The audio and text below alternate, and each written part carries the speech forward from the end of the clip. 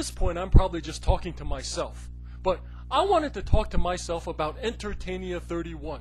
Now, for the one or two of you that are still watching this channel, you may be wondering how PS Power still looks exactly the same and the background still looks exactly the same after all these years. Well, since you're one of the few still watching this channel, let me let you in on a little secret.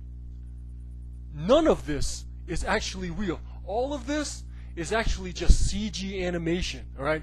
PS Power is actually a big, fat, smelly 300-pound slob with a lazy eye in a basement programming this animation and providing this voice, right? So, me and him, we would like to talk about Entertainia 31, which is actually a pretty good Wrestlemania, right? So, despite this video being mostly criticisms, we actually had a good time with it, and we're just talking about how it could have been better. Now, WrestleMania 31 begins, and it starts with Daniel Bryan coming down to the ring. And as he comes down to the ring, Michael Cole comments that this year's WrestleMania begins the way it ended last year with Daniel Bryan. Now, is that really a good thing? Is it really a good thing that the main event world champion last year is in the opening match this year? You know, this just goes to show the volatility of today's wrestling product, where the focal point main event world champion last year is the first one out in the opening match this year, right? You would never see that back in the day. You would never see that back in the day when we had real main eventers. You would never see Stone Cold be the main event world champion at one WrestleMania, and then the next WrestleMania, he's in the opening match. Never! He's a real main eventer. Therefore, the thought of that is ridiculous. The second criticism I have with this match is what I call the Cena effect. Last year, they built Daniel Bryan up to be so impossibly strong that there's nowhere to go from there. If Daniel Bryan is able to overcome Triple H, Randy Orton, Batista, getting smashed through a table, getting hit with a sledgehammer, getting put out on a stretcher, and still become world champion, then shouldn't he be running over guys like Luke Harper like it's nothing? How do you return a guy to the mid-card after he's already been established as superhuman? It's the Cena effect, right? Nevertheless, despite the Cena effect, despite the fact that Daniel Bryan should have ran through these guys like it's nothing, given last year's invincibility, it was still a very good match and I thoroughly did enjoy it. The next match was Seth Rollins versus Randy Orton, and this match made Randy Orton look strong and Seth Rollins look nothing more than a glorified jobber. The story of the match was that Randy Orton had an answer for everything. Everything that Rollins tried to do, Randy Orton had an answer for it. He was blocking, countering, and reversing everything Rollins was throwing at him, and ended the match with an epic RKO. In this match, Seth Rollins looked nothing more than a glorified jobber. A scrawny, nerdy-looking guy with a girly yellow stripe down his hair, getting a wake-up call from Randy Orton, who looked like a real man. Right, this was probably one of the most exciting Randy Orton matches that I've seen. The next match was Sting versus Triple H, and the image of Sting walking down the WrestleMania aisle, it was like surreal. You know, when he was walking down the aisle, it didn't even feel like a WrestleMania anymore. It felt like Starrcade. You know, it's like the eye sends the image of Sting walking down an aisle to the brain, and the brain's like, okay, must be Starrcade. Oh wait. It's WrestleMania. No, wait. It's Sting. It's Starrcade. No, wait. It's malfunction. You know, it was hard to process. You know, that alone, Sting walking down that WrestleMania aisle alone was a WrestleMania moment. But then after that, Triple H walks down the aisle in one of the most stupidest, corniest, non-Cena WrestleMania entrances I've ever seen. The whole Terminator thing with the Target Sting, you know, it was just so stupid. You know, I like the Terminator, I like Triple H, but that was just so stupid. How do you go from sitting on a throne surrounded by women last year to being dressed up as a robot this year? That was so stupid. As for the match itself, it was actually a really boring match. It was clunky. It was like Sting and Triple H had no real plan for the match and were just kind of winging it until DX came out. But the biggest problem with the match is that there was no reason why Triple H should have won this match. None. Alright, number one, this was Sting's first WrestleMania. He should win it. Triple H has already been in a million WrestleMania main events. Why does he need to win? He doesn't even wrestle anymore. And number two, Sting losing at WrestleMania kills the momentum of a possible Sting versus Undertaker dream match. If you're setting up for a possible Sting versus Undertaker dream match, don't you want Sting to win his first WrestleMania match and have him be 1-0 headed into his match with The Undertaker? Why have him lose to Triple H?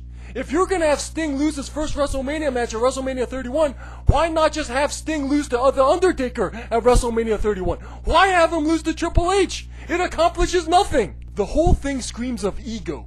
Fans have talked for a long time now on how the WWE seems to only value its own creations and everybody else needs to look like shit. And that's why, one of the reasons why the invasion angle sucked.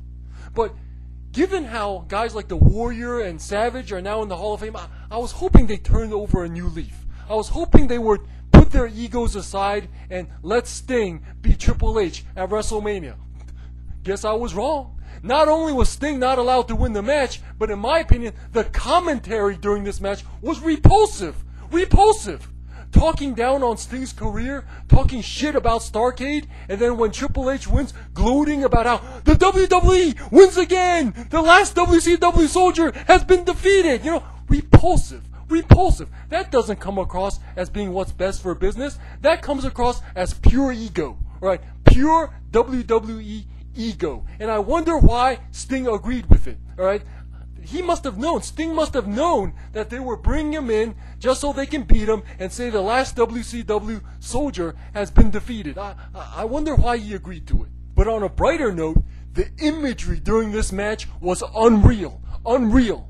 The image of Sting in a WrestleMania ring alone is surreal, causing brain malfunctions everywhere. It's like DC versus Marvel. It's like Batman showing up in the next Avengers movie.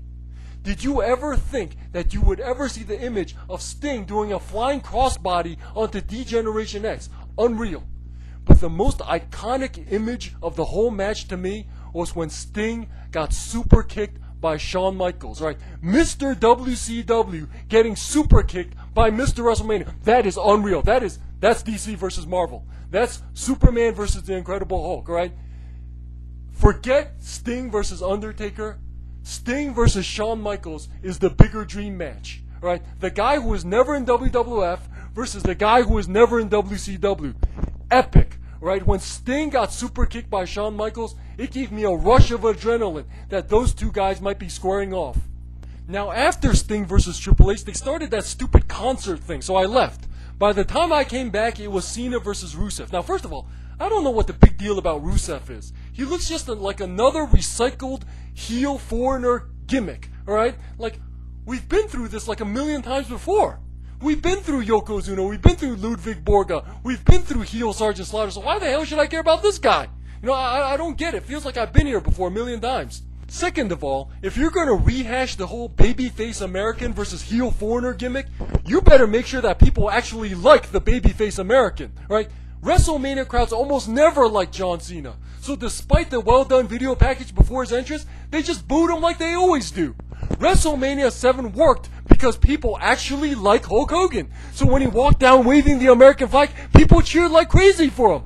People don't like John Cena. So when you put him in a storyline like this, people in the crowd are waving the flag of the other country because they like the other guy better. John Cena is not right for this kind of storyline because people don't like John Cena. And one more thing. During this match, the commentators talked about the prestige of the U.S. title by referencing former U.S. champions like Ravishing Rick Rude. But wait a minute. Ravishing Rick Rude, U.S. champion? That's not WWE history. That's WCW history. So wait a minute.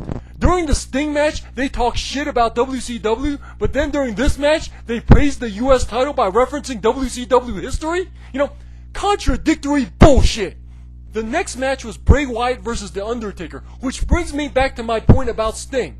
If Sting was going to lose his first WrestleMania match at WrestleMania 31, and The Undertaker was going to win his comeback match at WrestleMania 31, then why not just have The Undertaker beat Sting at WrestleMania 31? You know, why have Sting lose to the Triple H at WrestleMania 31, killing Sting's momentum, and have Bray Wyatt lose to The Undertaker at WrestleMania 31, killing Bray Wyatt's momentum? You know, it makes no damn sense. Finally, we arrive at the main event, Lesnar versus Reigns, and I could not believe that Roman Reigns actually only has 2 moves. The guy literally has 2 moves.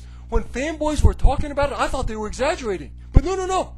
Superman and punch and spear, and that's it. The guy does 2 moves the whole match, over and over. How the hell does a guy make it to the WWE only have 2 moves? I've never seen that before. I don't ever want to hear you Roman Reigns fanboys criticizing the movesets of guys like the Warrior and Batista ever, right? Because your boy only does 2 moves the whole freaking match. Unbelievable. As far as the ending of the main event, I have mixed feelings about it. I understand the arguments in favor of making Seth Rollins world champion, that this was the best thing they could have done, that Brock Lesnar's part-time, they were booing Roman Reigns, this was the best way they could have gone.